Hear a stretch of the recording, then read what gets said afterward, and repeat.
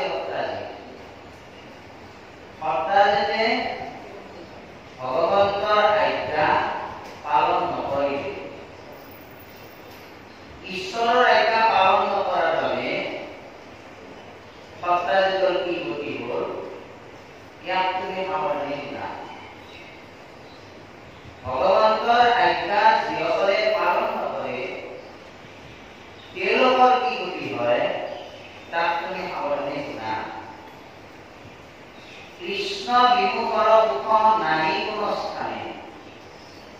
যিজন ব্যক্তি কৃষ্ণ বিমুখ তেওঁৰ কোনো স্থানতে তেওঁ সুখ লাভ কৰিব নোৱাৰে, কেতিয়াও কোনো মুহূৰ্তত তেওঁ সুখ লাভ কৰিব নোৱাৰে। কাৰণ কৃষ্ণ বিমুখৰ সুখ নাহি কোনো স্থানে। এই জগতখনত আপুনি বা মই য'তেই নাযাওঁ কিয় সুখৰ মূল উৎস হৈছে কৃষ্ণ নাম। সুখৰ মূল উৎস হৈছে কৃষ্ণ নাম। আমি য'তো বিচাৰো এই সুখৰ মূল উৎসটো হৈছে ঈশ্বৰৰ নাম। যিসকল ব্যক্তি ঈশ্বৰ বিমুখ তেওঁলোকে কেতিয়াও সুখ নাপায়। এদিনাখন ভগৱন্ত কৃষ্ণই শুনিলে যে পাণ্ডৱসকলক দুৰ্যোধনে যতুগৃহত সোমাই মাৰিব ওলাইছে। যতুগৃহ মানে কি? খাৰবাৰুদৰ ঘৰ, লাহে সজোৱা এটা ঘৰ। এটা দুৰ্যোধনে ঘৰ সাজিছে। এই ঘৰটো খাৰবাৰুদেৰে তৈয়াৰী। তাত জুই লগাই দিলে ঘৰটো পুৰি যাব। দুৰ্যোধনে বুদ্ধি কৰিলে যে পাণ্ডৱসকলক এই ঘৰটোত আজি ৰাতি থাকি কৰি দিয়া হ'ব। আচৰিত কথা এইটো, সেই ঘৰটোৰ দৰ্জা এখনে এইবাৰ সোমাব লাগে, ওলাব লাগে। পাণ্ডৱসকল যেতিয়া ঘৰটোৰ ভিতৰত সোমাব তেতিয়া দুৰ্যোধনে বাহিৰৰ পৰা দৰ্জাখন মাৰি দিব আৰু ঘৰটো জুই লগাই দিব। এইটো আছিল দুৰ্যোধনৰ বুদ্ধি। এই বাতৰিটো কোনে জানে? অন্তৰ্যামী নাৰায়ণ প্ৰভু জানিও কিন্তু তেওঁ এই স্থানলৈ যাব পৰা নাই। কাৰণ এই হস্তিনাপুৰ ৰাজ্যত তেওঁ এটা কোনো দায়িত্বত নাই। দায়িত্বত কোনে আছে? বিদুৰ আছে, ধৃতৰাষ্ট্ৰটো ৰজাই, বিদুৰ আছে প্ৰধানমন্ত্ৰী। তেতিয়া ভগৱন্ত কৃষ্ণই বিদুৰৰ ওচৰলৈ আহি বিদুৰক সুধিলে, বিদুৰৰ ওচৰলৈ আহি আৰু বিদুৰক এটা প্ৰশ্ন সুধিলে। প্ৰশ্নটো কি? যে বনত যেতিয়া জুই লাগে তেতিয়া কি জীৱৰ মৃত্যু নহয়? জানে আপোনালোকে? বনত যেতিয়া জুই লাগে তেতিয়া কি জীৱৰ মৃত্যু নহয়? বিদুৰক সুধিলে। বিদুৰে উত্তৰ দিব নোৱাৰিলে। তেতিয়া বিদুৰে জানিছে যে এই পাণ্ডৱসকলে নিশ্চয় এই প্ৰশ্নৰ উত্তৰ দিব পাৰিব। পাণ্ডৱক বিচাৰি বিচাৰি যাই তেওঁ যতুগৃহ পালে। তাতে সুধিলে যুধিষ্ঠিৰ যে বোপা, মই এটা প্ৰশ্ন লৈ আহিছো। বনত জুই লাগিলে কি জীৱৰ মৃত্যু নহয়? তেতিয়া তেওঁ আমি চিন্তা কৰিব লাগিব। হ'ব, তুমি কালি ৰাতিপুৱা উত্তৰটো দিব। এই বুলি কৈ বিদুৰে তাৰ পৰা গুচি আহিল। যেতিয়া বিদুৰে তাৰ পৰা গুচি আহিল তেতিয়া পাণ্ডৱসকলৰ মাজতে এই প্ৰশ্নটোৰ উত্তৰটো বিচাৰি ফুৰিলে। কোনে দিব পাৰে? কোনেও পাৰে। অলপ পিছত তেওঁলোকে বিশেষ চোৰাংচোৱাৰ দ্বাৰাই গম পালে যে তেওঁলোকে যিটো ঘৰত আছে সেই ঘৰটো লাহে সজোৱা ঘৰ। আৰু এইটো দুৰ্যোধনৰ চকলা। তেওঁলোকে গম পালে। কিন্তু ইতিমধ্যে তেওঁলোকে বাহিৰলৈ যেতিয়া ওলাব আহিল তেতিয়া দৰ্জাখন দুৰ্যোধনে ভিতৰতো বাহিৰৰ পৰা মাৰি দিছে। এইটো অবাধে তেওঁলোকে কি কৰা যায়? তেতিয়া তেওঁলোকে এই প্ৰশ্নটো আছে দুটা কথা। প্ৰথম হৈছে এই ঘৰটোৰ পৰা কেনেকৈ ওলোৱা যায়। ২ নম্বৰ, ফুৰাই ফুৰি যোৱা প্ৰশ্ন। সহদেৱ আছিল অত্যন্ত বুদ্ধিমান।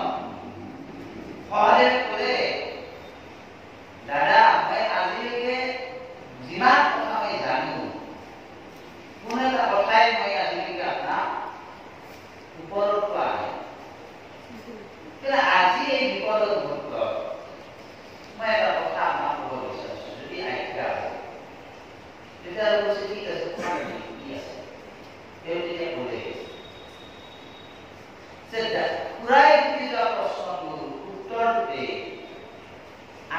ঘৰটোৰ কেনেকৈ যা এই নীতি আছে যে বনত জুই লাগিলে ইন্দুৰৰ মৃত্যু নহয়, ইন্দুৰ নমৰে, জুই লাগিলে ইন্দুৰে গাত কাটি ওলাই যায়। তেওঁ যেতিয়া কলে যে ঠিক আছে যদি ইন্দুৰৰ মৃত্যু নহয় আমিও ইন্দুৰৰ দৰে এটা সুৰংগ খান্দি এই স্থানৰ পৰা গুচি যাব লাগিব। আৰু তেতিয়াই তেওঁলোকে ওলাই গ'ল। কুন্তীয়ে বৰ দুখ কৰিলে যে কিয় এনেকুৱা হ'ল মোৰ পুত্ৰ বিজনৰ লগত। যদ্যপি শুনি মহা বিখ্যাত কৰিলে ৰামক, বলৰাম আৰু কৃষ্ণইও বৰ দুখ কৰিলে। বলৰাম আৰু কৃষ্ণ বৰ দুখ কৰিলে। যদ্যপি জানন্ত প্ৰভু আপুনি সমস্তে গৰ্ত খানি পাতদল পলাই অভ্যৰ্থী তবকুল ব্যৱহাৰে জানিতে উচিত হস্তিনাপুৰক বৈল ৰাম যে কৃষ্ণ অন্তৰ্জনিত জানে সকলো কথা, তৎসত্ত্বেও তেওঁ হস্তিনাপুৰ খবৰ ল'বলৈ আহিছে। পাণ্ডৱ এই ভীষ্ম দ্ৰোণ কৰ্ণ বিদু ৰৰপাতে যাই অগান্ধাৰিক যাই বুলি ৰক্ত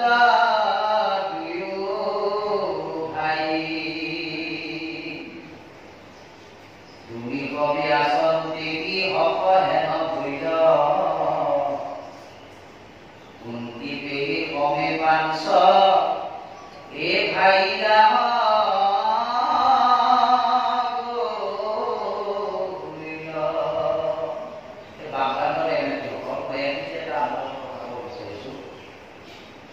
আপোনালোকে আজি ইমান দিন ভাগৱত পাঠ শুনিলে, অসমৰ বিভিন্ন শ্ৰেষ্ঠ সৰ্বশ্ৰেষ্ঠ বক্তাসকলে ভাগৱত ব্যাখ্যা কৰিলে। তেওঁলোকে আপোনালোকক বিভিন্ন তত্ত্ব কথাই কৰিব। মই আজি ভাবিছো মই ইয়াৰ বেছি মূল্য তত্ত্ব নাজানো, মই পাঠ ভিত্তিক ব্যাখ্যাই আগবঢ়াই যাব বুলি ভাবিছো। অসুবিধাত মই আপোনালোকক এনে যি লেখা আছে আমি কৈ যাম। মই পাঠটো আগত মই ভাবছো আজি না দুই এটা পালে কৈ যাম, দুই এটা যদি পাল কৈ যাম মই বেছিভাগ পাঠ ভিত্তিক আগবঢ়াই যাব হা এনেকুৱা বেছি ভাল হ'ব। আপোনালোকে বুজাটো সহজ হ'ব। যি নহওক ইয়াতে প্ৰভুকুল ব্যৱহাৰ জানিতে উচিত হস্তিনাপুৰক বৈল ৰাম বলৰাম আৰু কৃষ্ণই হস্তিনাপুৰলৈ আহিলে। ভীষ্ম দ্ৰোণ কৰ্ণ বিদুৰ ওচৰলৈ গ'ল, গান্ধাৰীৰ ওচৰলৈ গ'ল বলৰাম আৰু কৃষ্ণই। যাই গোটেইকেইজনক ক'লে যে আপোনালোক থাকোতে মোৰ কুন্তি পেহী আৰু পঞ্চ ভাতৃক কেনেকৈ জুই লাগি ঘৰটো পুৰি যাব কিয় এনেকুৱা হ'ল?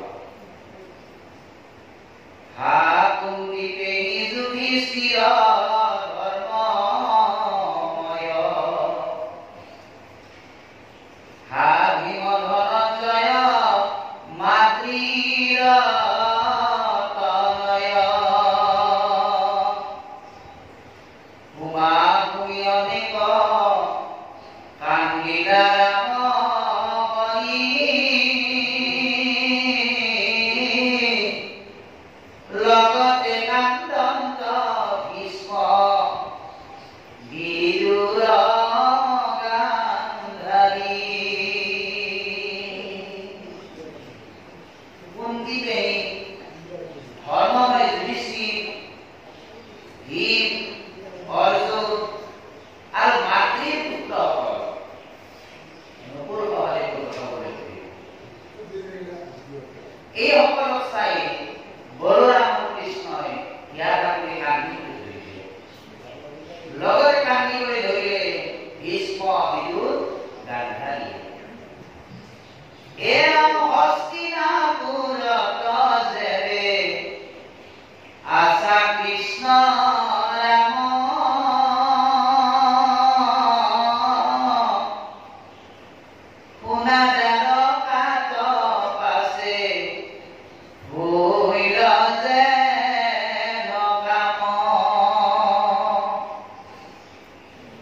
সত্য ভামাক দিহা কৰাইতে ন পাই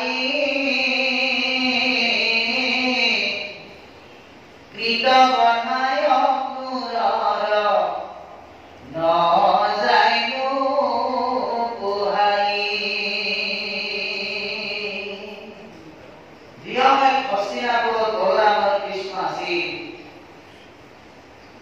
তেতিয়া দ্বাৰকাবাসীৰ কি অৱস্থা হ'ল এই কথা হে পৰীক্ষিত তুমি শুনা সত্যভামাক বিয়া কৰাইতে নপাই কৃতবৰ্ণ অসুৰৰ নজাই নোপোহাই কৃতবৰ্ণৰ অসুৰ ভগৱান কৃষ্ণৰ একান্ত সেৱক কৃতবৰ্ণা কুৰুক্ষেত্ৰ যুদ্ধ যেতিয়া হৈছিল সেই সময়ত 18 একুইনী সেনা পাণ্ডৱৰ 7 একুইনী আৰু কৌৰৱৰ 11 একুইনী টোটেল সেনা আছিল 39,36,690 জন 39,36,690 জন সেনা আছিল তাৰে ভিতৰত মাত্ৰ 10 জন জীৱিত আছিল 39,36,590 জন সেনাৰ মৃত্যু হৈছিল কৌৰৱ পাণ্ডৱ মিলি মাত্ৰ 10 জন জীৱিত আছিল ভগৱান কৃষ্ণ পঞ্চপাণ্ডৱৰ 5 জন কিমান জন 6 জন কৃতবৰ্ণ 7 জন উদ্ধৱ 9 জন সাত্যকী 10 জন আৰু সাত্যকী এনেকে 10 জন সেনা জীৱিত তাৰ কৃতবৰ্ণ তেওঁ জীৱিত আছিল তাৰ কৃতবৰ্ণ আছিল ভগৱান কৃষ্ণৰ একান্ত সেৱক তেওঁলোকৰ মনত এটা বৰ দুচিন্তা সোমাই গ'ল যে ইমান দিন হ'ল কৃষ্ণই হস্তিনাপুৰৰ পৰা বলৰাম কৃষ্ণ ঘূৰি অহা নাই তাতকৈ দ্বাৰকাপুৰত তেওঁলোকে বৰ দুচিন্তাত পৰিল এৰাম চিত্ৰ বাইৰ মাধৱ নাহিকে দ্বাৰকাত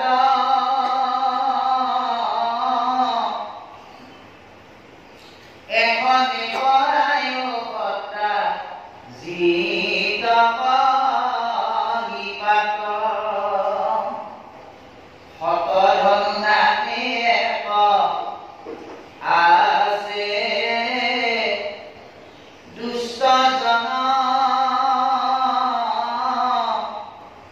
মাতি আনি দুয়োটাক বুলিলা বচন চল চাই ছিদ্ৰ চাই মাধৱ নাহিকে দ্বাৰকা ভগৱন্তৰ দ্বাৰকাত নাই এই চিত্ৰটো চাই এই সুযোগটো লৈ সত্ৰাজিতক বিবাদ কৰাৰ কাৰণে শতধন নামে এজন দুষ্ট মাতি আনি দুয়োটা বুলিলা বচন শতধন নামে এজন দুষ্ট মাতি আনি দেখত ধনু কেনে দুষ্ট পৰাজিত আতপৰে কপতি না ভিকে পৃথিৱীত ঐ আগে কন্যা দিব বুলি পদৰ্থিয়া মা যাচিয়া মাধৱক দিলে কন্যা এই সত্ৰাজিত কিমান দুষ্ট ইয়াৰ দৰে কপতি পৃথিৱীত নাই আগে কন্যা দিব বুলি পদৰ্থিয়া মা যাচিয়া মাধৱক দিলে কন্যা এই সত্ৰাজিতৰ কন্যাটো আমাকে গৈছিল কিন্তু উপত আছিল কৃষ্ণ বিৰাট গতিকে ইয়াৰ দৰে দুষ্ট পদ আছে সামন্ত মণিৰ গৰ্বে কাহাকো নগনে জিতমণি তুমি নোলোৱা কি কাৰণে জানো বুঢ়া জীৱন দেৱী দেৱ কি অমনি প্ৰচেদৰ পাকে যাওক ন নপথুৱা কেৰি যে সামন্ত মণিৰ গৰ্ব কাকো নকৰে যে ইয়াৰ অহংকাৰ কি অত্যাধিক বেলেগ অহংকাৰ নাই সামন্ত নামৰ মণিৰ দুটি অহংকাৰ যে সামন্ত মণি গুণ কিটা মণিৰ মহিমা কি কৰিব আৰু উপকৰণ বিতে সবে অস্তভাৰ জিতানে থাকে এইটো সামন্ত নাইকে দুৰ্ভিক্ষ মাৰিব নাইকে ব্যাধি ব্যাঘ্ৰ হয় এক উপহৰ্ষ নুপুজি কৰে এইটো সামন্ত মণিটো এই সামন্ত মণিটো যুদ্ধই থাকে অষ্টভাৰ মানে হয় অষ্টভাৰ মানে কি ভাৱ আঠ ঘৰ 16 তলা না আঠ ঘৰ তার মানে এক ঘর বিতলা না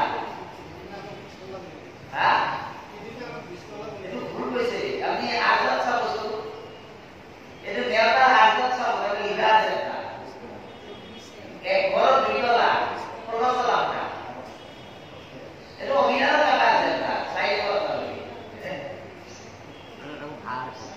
আর মানে ঘর অর্ডার ঘর আছে আর ঘর মানে ঘুরি অর্ডার তো ঘুরি আছে তার মানে একজন মানুষে ঘুরি পাতানো এনেকে ঝুঁকিলে বিতলা পাতে এটা হিসাব আছে না এটা ঘর গতিকে 16 লাখ না একবার পেয়ে itu অভিধান আছে বা কোনোবাই হয়তো কাপি দাও বলে মই নাজানো মই নিজে চাও নাই পলকলা না এক ঘর বিতলা তে এই পলকলা আমরা যত হয় নাইকে ব্যাধি ব্যাঘ্র হয় সেই মণিটো যত থাকে তাতে বাঘ আৰু সাপৰ হয় এটা খুব ডাঙৰ তত্ত্ব আছে তোমাৰ সেই মণিটো যত থাকে তাতে বাঘ আৰু সাপৰ হয় নাই সেই মণিটো যত থাকে নাইকে ব্যাধি ব্যাঘ্র হয় এক উপহর্ষ নুপুজে হয়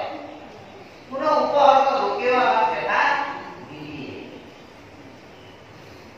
ইমান এটা মহৎ গুণ থকা মণি অতি অহংকাৰটো নহব তেনেকুৱা কোনো মহৎ গুণ থকা মণি আমি পাওঁ তেনে আমাৰ নিশ্চয় অহংকাৰটো আহিব গতিকে আজি সপ্তাহ যিটো এইটো এটা মণিটো দেখিলেও অহংকাৰ ইয়াতে এখানে কৈছে যে সামন্ত মণিৰ গৰ্ভে কানক নগনে যিটো মণি তুমি নোলোৱা কি কাৰণে তুমি মণিটো নোলোৱা জন গোলা জীৱন্তে বিবেক কিয় আমি মণি প্ৰচেনৰ কাষে যাব নকৰোৱা তুমি এৰামে হেনয় বচনে তাৰ মতি ভেদ ভুল মণিৰ ৰূপতে ধৰ্ম জ্ঞান নষ্ট হইল আয়ু ক্ষীণ হইল পাপী পাচন গুণিল হয়নত যাই সত্ৰাজিত অবধিল হেনয় বচনে তাৰ মতি ভেদ হইল মণিৰ লগত ধৰ্ম জ্ঞান নষ্ট হইল যে ইয়াৰ বুদ্ধি নষ্ট হৈছে আৰু মণিৰ লগতে ইয়াৰ যেন ধৰ্ম জ্ঞান নষ্ট হৈছে আয়ু কিয় ভৈৰৱী পাচন উপস্থিত আয়ু কাকৰি গ'ল ইয়াৰ আয়ু নাই কাৰণ যি ব্যক্তি সেইকাৰণে কাম ক্ৰোধ লোভ ইতি নৰকোদ্ধাৰ কৰিছে আমাৰ জীৱনত সামন্ত নামৰ মণি আমি অৱস্থা পালো সামন্ত মণিৰ গুণ তত্ত্ব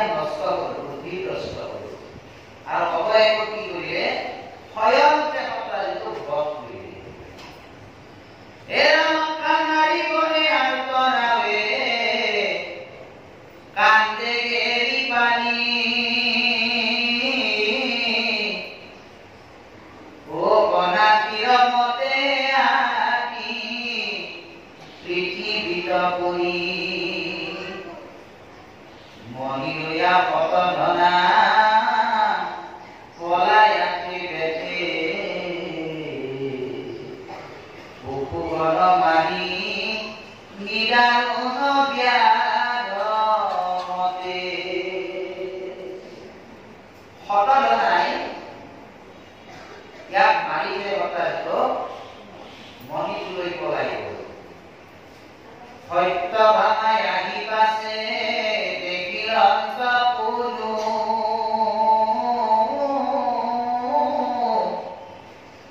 পিতৃ কব দিয়া নিয়া এ দিলা কত জানো। ওকে ডাকি রে কয়াকি হইলা বিমোহিত, হা মৰিল বুলি কৰিলা ভূমিত। পিতৃৰ মৃত্যুৰ বাতৰি গম পাই শতধনু যিটো মাৰিলে তেতিয়া সত্যভামাই কান্দিবলৈ ধৰিলে। মাটিত বাগৰি বাগৰি সত্যভামাই ঢা বাগৰিলেও কান্দিবলৈ ধৰিলে। হা বাপ বাপ বুলি কান্দিলা বিস্তৰ, মণিৰ কাৰণে তুমি গৈলা ঘৰ।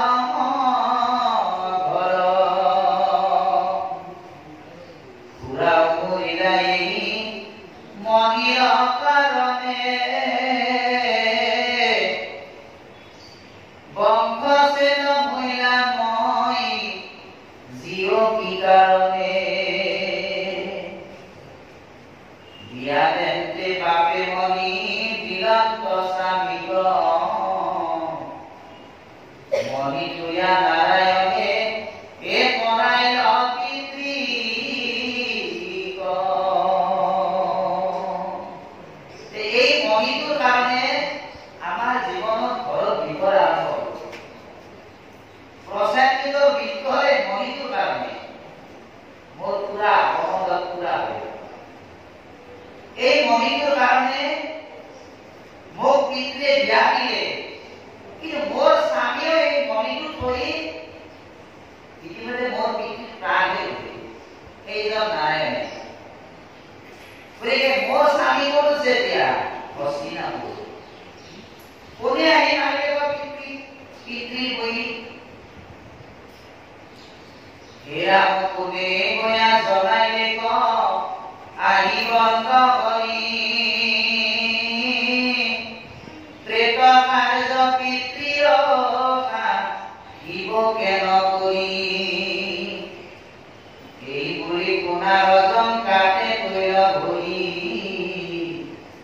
পিতৃৰ ভকতাতে ক'ত কৈলা যত্ন কৰি। সোণাৰ জংকা, জংকা মানে এখন নাও দৰে বস্তু, তাতে ভিতৰে থৈ দিয়া হয় মিঠাতেল ধৰি, তেলত ডুবাই সত্ৰাজিটোৰ ভিতৰেটো থৈ দিয়ে। কাৰণ সেইটো ভিতৰেটো সৎকাৰ কৰা মানুহে নাই, তেওঁলোকক কোনে কৰিব? গতিকে সত্যভামাই এই সত্ৰাজিটোৰ ভিতৰেটো এটা কোমল জংকা মিঠাতেল জাৰি তাতে থৈ দিয়ে। হস্তিনাপুৰ পাছে গৈলা মহাশান্তি, কান্দি কান্দি পতি পিতৃ বধ কহিলন্তি। আপুনি ঈশ্বৰ হৰি সমষ্টি জানিলা, মনুষ্যৰ লীলা কৰি এ জগত মোহিলা। হেন শুনি পৰম ঈশ্বৰ ৰাম কৰি, মনুষ্য চেষ্টাই মাতি লক্ত শোক কৰি। ভগৱন্ত কৃষ্ণ তেওঁৰ অন্তৰ্যামী, সেই অন্তৰ্যামী আমাৰ সকলো হৃদয়ত আছে। গতিকে আমি ভাল কৰিছো বেয়া কৰিছো সকলো কথা তেওঁ জানে। তথাপিও মনুষ্য লীলা দেখুৱাই এই জগতক মোহিত কৰিছে। গোটেই জগতখন ভগৱন্তৰ লীলাত মোহিত হৈছে যে আমি সকলো ঈশ্বৰৰ মায়াত মোহিত। আৰু সেইকাৰণে পৰম ঈশ্বৰ হৰিয়ে মনুষ্য চেষ্টা দেখাই তেওঁক কৰিবলৈ ধৰিলে, তেওঁক কান্দিবলৈ ধৰিলে। হৰি হৰি মুকুৰক দূৰ পত্ৰাজিত ব্ৰজু সুকয় অগ্নিমুখ গ্ৰহে বিপৰীত দেখি আমাৰ ভূত কেনে কষ্ট পৰম মুৰিদ হে ৰাম পত্ৰাজিত ভৈল নষ্ট। তেওঁ কান্দি কৈছে যে মোৰ পত্ৰাজিত দিছে মোৰ বহুত, গতিকে হওক অগ্নি মুখৰ ধৰে পত্ৰাজিত, হে পত্ৰাজিত আজি মোক মোক ঘূৰিবলৈ ধৰিছে, আজি মই বৰ কষ্ট পাইছো, তুমি মোক পৰম বুলি তুমি মোক এৰি গুচি গলা।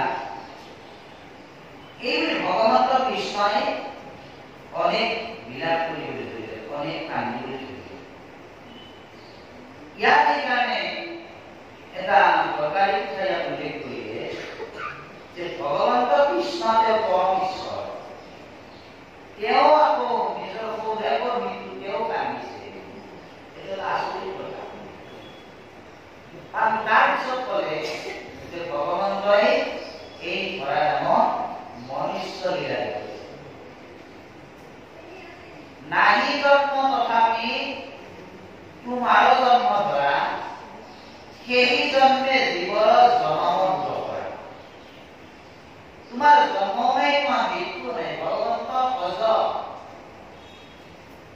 ভগৱন্ত নিত্য, ভগৱন্ত শাশ্বত, তেওঁ জন্মমে মৃত্যু নাই, জন্ম মৃত্যু ৰহিত।